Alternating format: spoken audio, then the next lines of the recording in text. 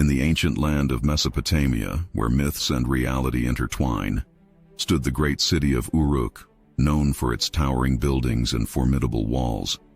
It was ruled by King Gilgamesh, a man 2/3 divine and 1/3 human, renowned for his unmatched strength and wisdom.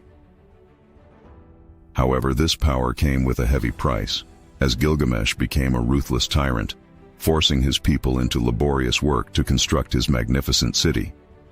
The people, burdened by his tyranny, cried out to the gods, seeking relief from his oppression.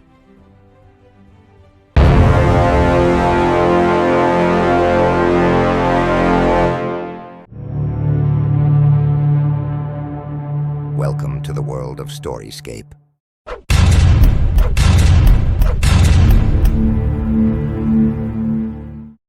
The gods, hearing the pleas of the people, decided to create a being equal to Gilgamesh in strength to challenge him. Thus, Enkidu was born, a wild man whose body was as strong as stone and whose spirit was as pure as water.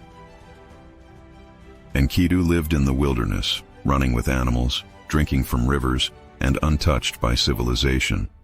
However, the gods sent Shamhat, a temple priestess, to teach him the ways of humanity. Through her kindness, Enkidu was introduced to speech and culture, and eventually, he came to Uruk.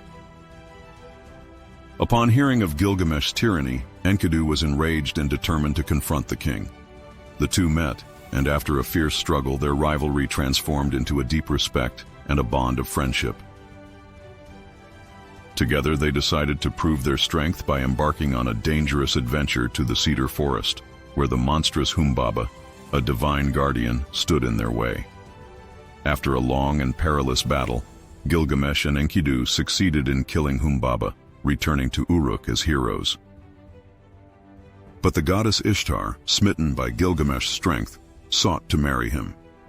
Gilgamesh, wary of her treatment of past lovers, rejected her offer. Furious, Ishtar pleaded with her father, Anu, to send the bull of heaven as punishment. This celestial beast wreaked havoc upon Uruk, but Gilgamesh and Enkidu did not back down. They confronted the beast and, after a violent battle, killed it, further angering the gods. In their fury, the gods decreed that one of the two friends must be punished, and they chose Enkidu. A fatal illness struck him, and as he grew weaker, he had a vision of the underworld. In his dream, he saw himself being led to the realm of death, and realizing his fate, he accepted his end.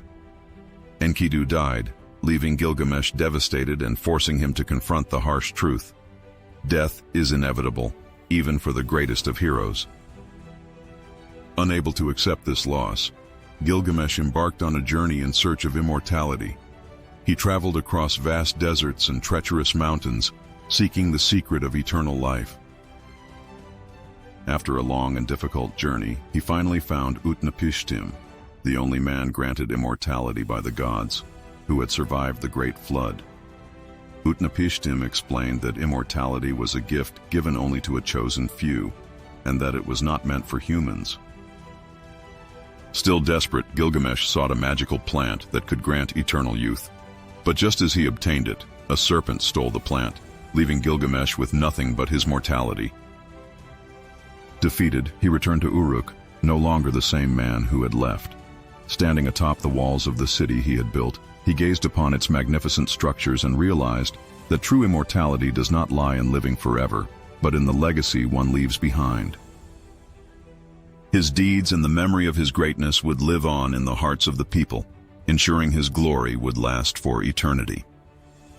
With this newfound wisdom, Gilgamesh returned to rule Uruk, a wiser and more humble king, understanding that life is fleeting, but glory is eternal.